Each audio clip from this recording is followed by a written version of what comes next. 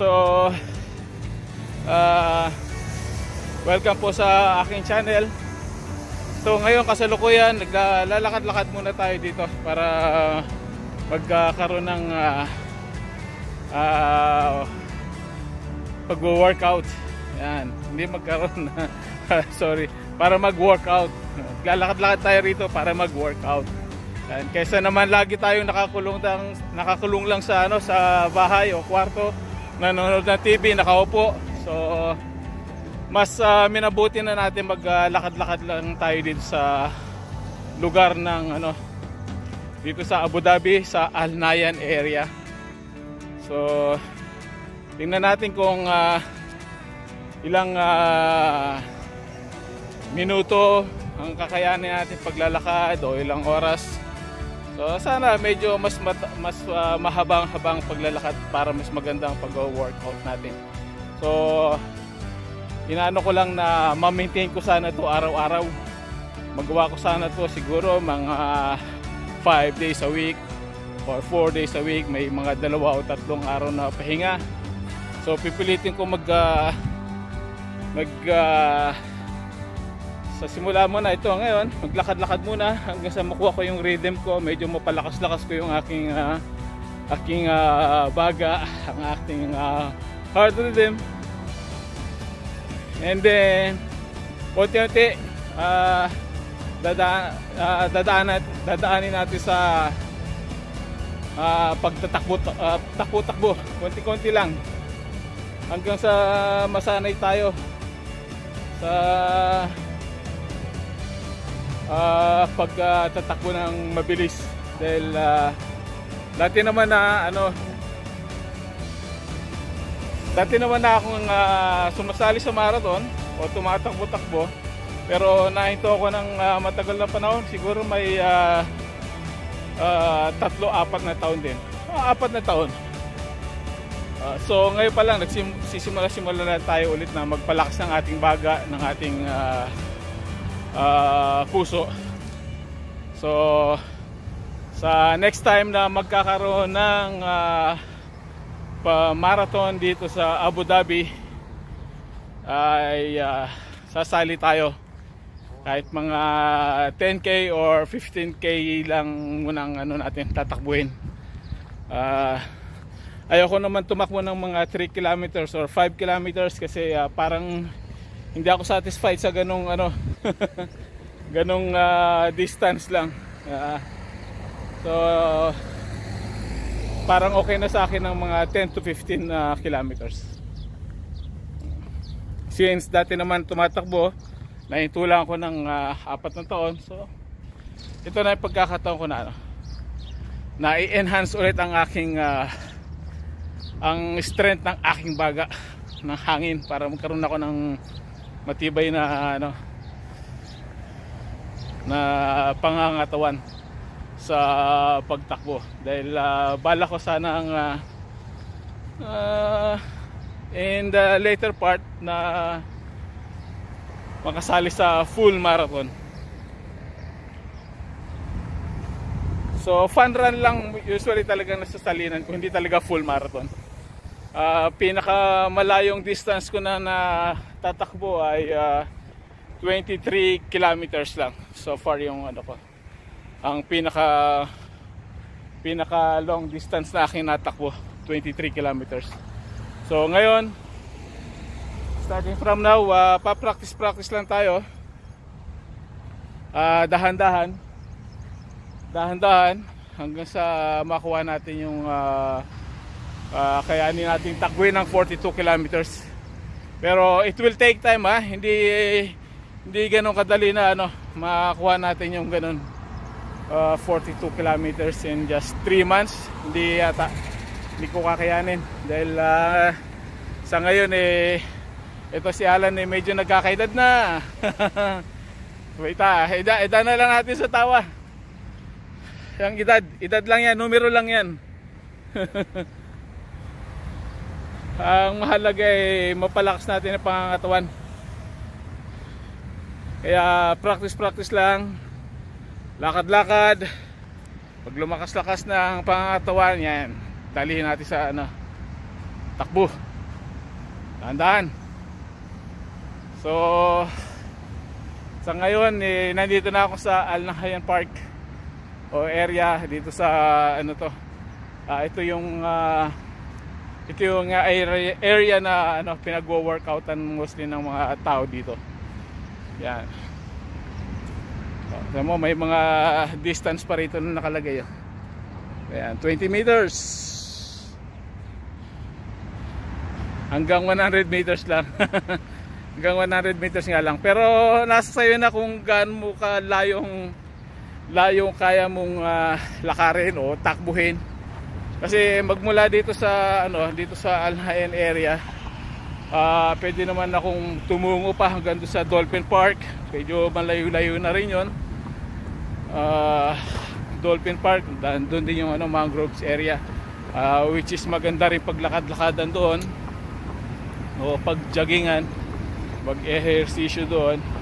Meron namang mapag-exercisean din doon. Gaya dito. Ayan, meron. May truck ng bike or scooter dyan. Tapos itong tinatapakan to, ito yung walking area. Pwede rin naman doon sa bike lane or scooter area. Kaya lang kaunti-kaunting ingat din lang kasi merong mga meron din madalas na mabilis magpatakbo ng kanilang scooter or kanilang bike. Mostly scooter mas mabilis pa mas mabilis pa magpatakbo sa mga bike. So ingat-ingat din sa nag-iingat-ingat din ako dito sa pag lalakad-lakad o takbo rito sa area na to. So kailangan laging matalas yung pakiramdam sa likuran. So para di tayo madisgrasya.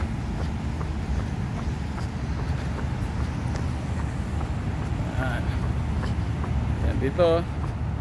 Medyo maganda ka na maglalakad-lakad dito dahil malinis ang paligid. Simoy ng hangin medyo hindi siya medyo maganda yung simoy ng hangin. Wala kang maamoy ng usok, pero ang maamoy mo lang dito yung amoy ng mga halaman o amoy ng parang damo. Ganyan. So ito guys, medyo pagod na ako. Medyo hinihingal-hingal na. May ilang minuto na rin ba ako naglalakad? 20 minutes na. May 20 minutes na tayo naglalakad. So which is mabuti na rin. At nakapag-lalakad-lakad tayo ng ganito 20 minutes. So ang target ko ay 1 oras hanggang 2 oras na paglalakad. Sana. So malamang 1 oras kakayanin ko. Pero kung medyo kaya pa ng aking tuhod o ng aking dibdib, sige lang, lakad na tayo. Kapoy na gid. Kapoy na tayo, kapoy. Okay, tingnan nyo muna ang paligid dito. Ayan, at medyo mabuhangin pa. Desierto pa.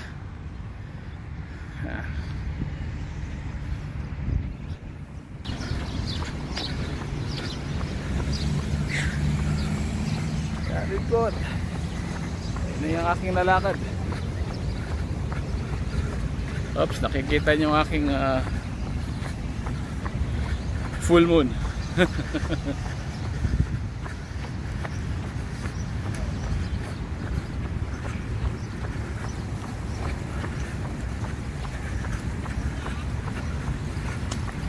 So okay guys,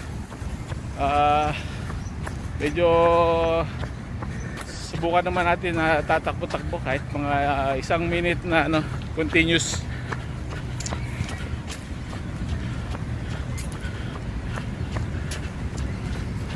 Dahan-dahan lang.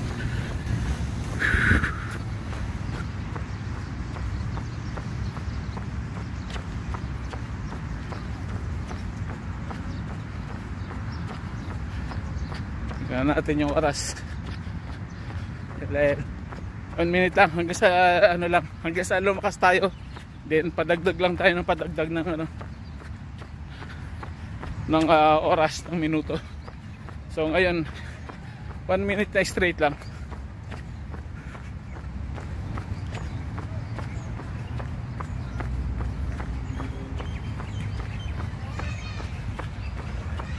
Dito tayo sa may playground dito, mga bata. May basketball court. Yan. Ayan, marami tayong mga kabayan dito maglalaro ng mga basketball. Alam nyo naman mga Pilipino, ang sports ay basketball. Ang sikat na sports sa atin. Okay, may 1 minuto na ba? Okay, 1 minute. Thanks God. Whew. Kaya pa. Pero hinahinay lang. Lakad naman tayo. Whew. Kapugid. Medyo pinagpapawis-pawisan na ako. Mamantika na yung noo natin na ano, pulbon. Whew.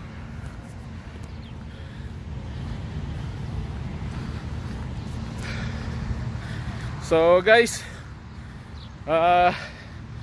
kung hanggang sa minuto na ito ay nandiyan pa rin kayo, pinanonood nyo si Alan, ang aking channel, kung minsan may Moments and Amazing Places, paki-like, share, and subscribe naman. At maraming salamat sa mga nag-like and subscribe po sa channel natin. Kapoy tayo.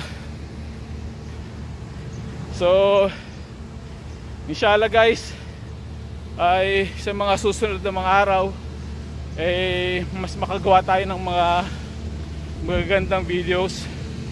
So maybe siguro yung mga previous videos ko, medyo babaguhin ko na yung approach. Tingnan natin kung paano natin mapapaganda na hindi laging pagbibideo lang ng mga magagandang lugar or sceneries. So tingnan natin kung anong mga activities pa ang pwede kong ma-share ko sa inyo, mapakita ko sa inyo in the long run sa channel na ito. Syempre gusto kong mag-improve naman ang channel na ito. Pagkaroon tayo ng magandang programa.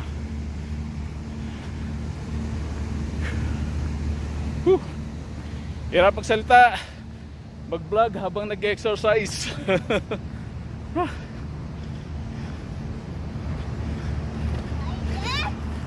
Okay guys, ano muna tayo. Concentrate muna tayo sa paglalakad-lakad. Then later balik-balik tayo para mag-record ng video. Okay guys.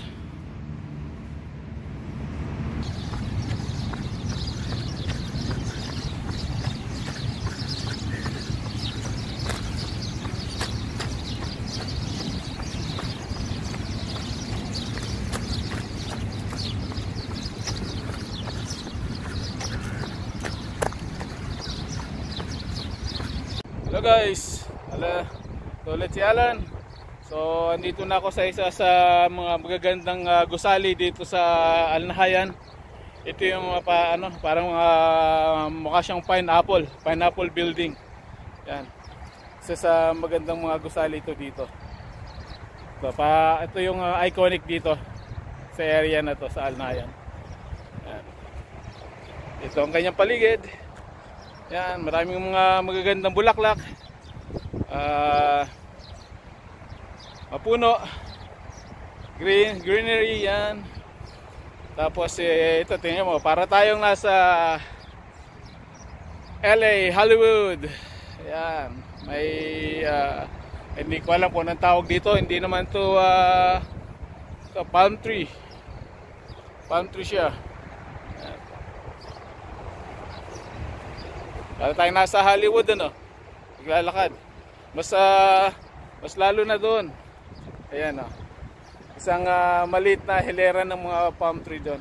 Ganda. Ganda ng lugar, malinis. Maraming mga magagandang halaman.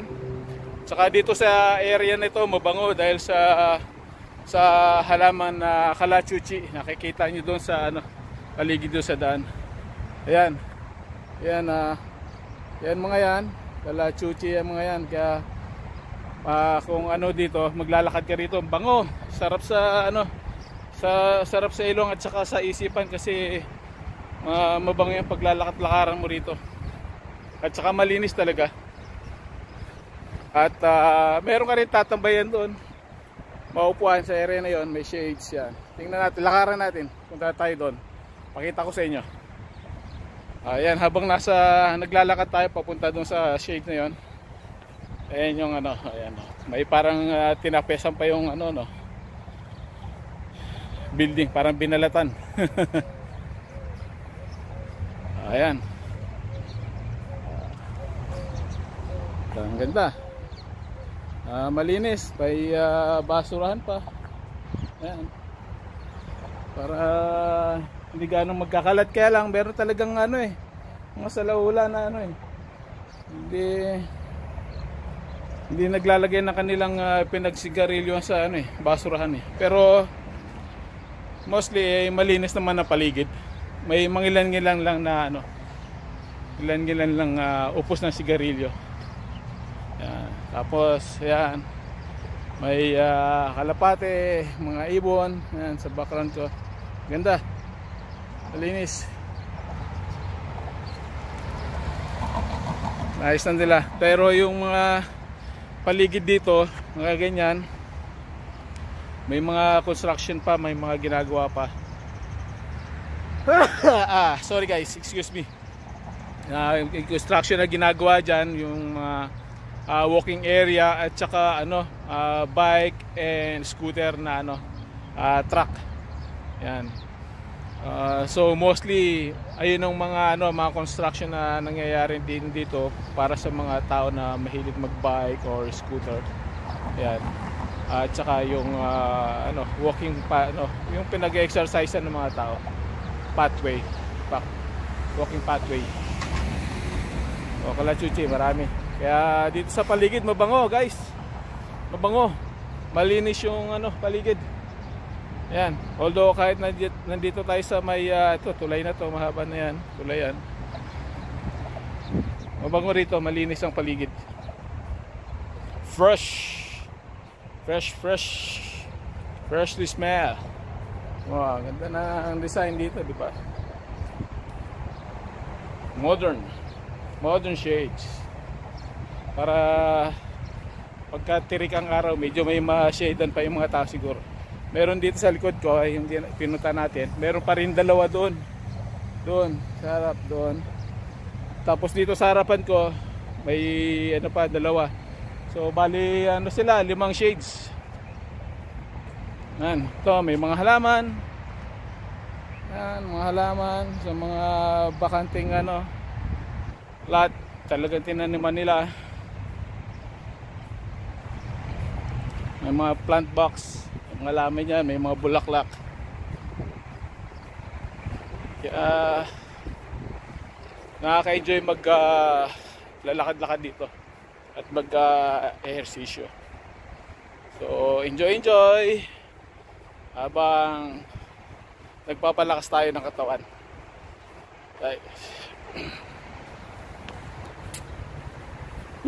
Ayan. Ganda, no? Tapos doon sa dulo doon, na doon, natin, Alrim Island doon banda, which is marami pa rin construction sa banda doon So maraming building doon. Marami siyang building. Ayan So malayo nga lang tingnan, pero pagka nandito kayo sa kinatatayuan ko, malapit lang yan. Parang ako hindi natin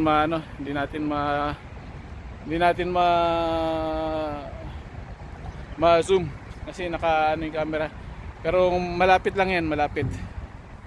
Pagka ikaw mismo nandito sa harapan. Pero pag sa camera malayo siya tingnan. Maganda ron, maganda.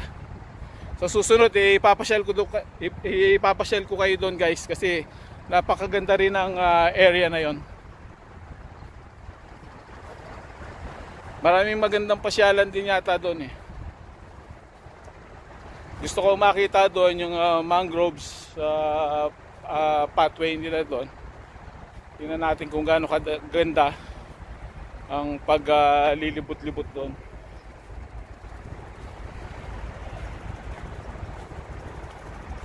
Last din. Pinalata na yung building sa Pineapple. Tapos banda doon, tingnan mo. Sunrise, sunset. Hindi sunrise naman ako, sunset. Yeah.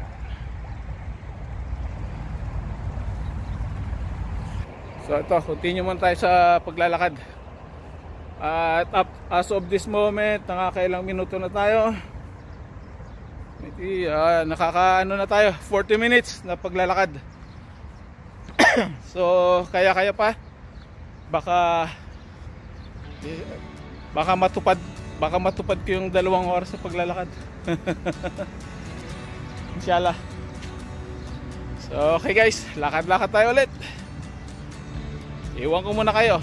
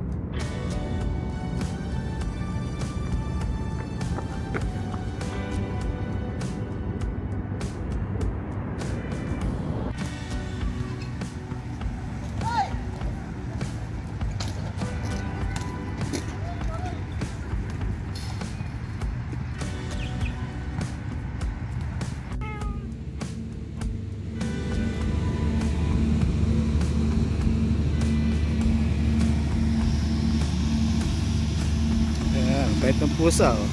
Ang cute. Gaganda na pusa rito guys sa Middle East. Ayan, ang bait, oh. Ayan. Lalapit, kikis-kis yan sa akin, oh. Ayan. Ayan, may ikot yan. Iniikutan niya ako guys.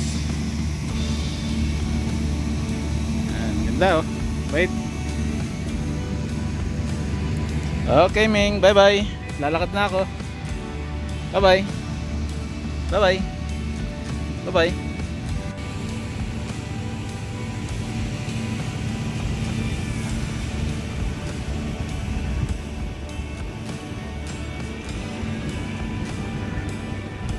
So guys, naka isang oras na ako may get, 1 hour and 15 minutes. So tatapusin ko na itong paglalakad, pero may mga 10 minuto pa or 15, mga 15 to 20 minutes na lakaran pa pauwi sa bahay. So kita-kits na lang tayo guys. Antayin nyo na lang ang pagpo-post ko sa vlog ko na ito ngayon. Okay guys, see you later. At sana sa susunod mabigyan ko kayo ng isang magandang videos, magandang content na maaring manatili kayo sa aking sana abangan nyo aking susunod na videos at supportahan nyo po ang aking channel. So abangan nyo na lang guys. See you later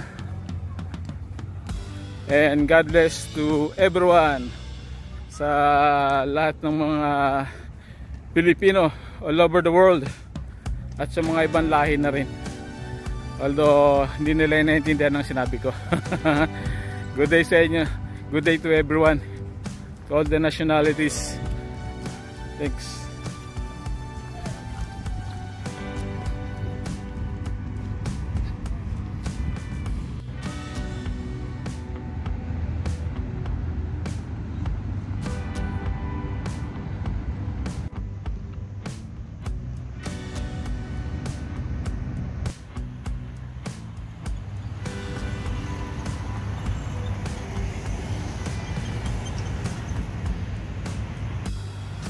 Hi there guys! I am back! Now it's evening. Ang oras ay 7:30. So naka isang oras kahalati na akong paglalakad. So at pauwi na tayo. Natapos na natin ang pag-workout. Pero hindi ito matatapos sa workout hanggang pagdating ng bahay. Kaya continuous lang. Siguro may ilang minuto pa. May mga may mga 10 minuto pang lakaran to. Yan, kung kanina naglalakad tayo maliwanag pa, ngayon madilim na. Yan. Pero ang ganda ng kulay ng kalangitan, ano, medyo grayish na purple. Yan. Kung kanina nakasara pa yung mga ilaw na yan, ngayon nakabukas na. So guys, maraming salamat sa inyong suporta. Sa mga hindi pa pala nakaka-subscribe, pa-subscribe naman po. At like and share na rin para tuloy-tuloy ang asensyo ng channel na ito.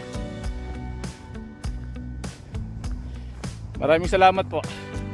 At sa susunod na mga videos at content ko, sana ay maganda ang aking maibigay sa inyo.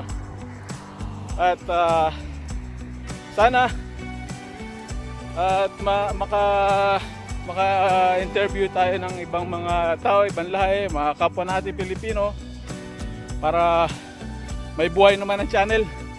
Hindi lang yung pagmumukha ko yung makikita nyo. Baka magsawa kayo sa uli. Kailangan natin ng suportan nyo para hindi kayo magsawa. Pero pagpasensyahan nyo na ho mga kabayan, and to everyone, na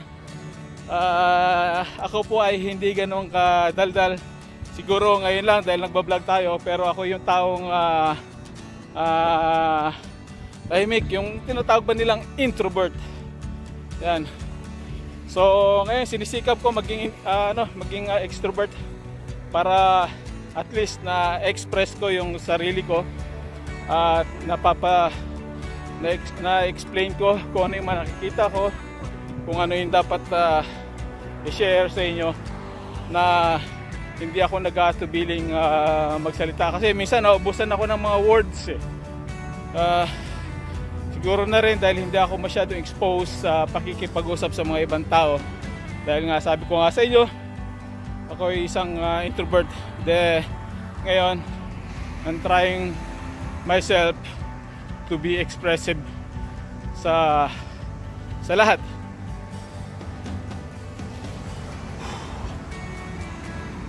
Kaya guys, I need your help, your support. So thank you guys sa inyo sa mga suporta nyo.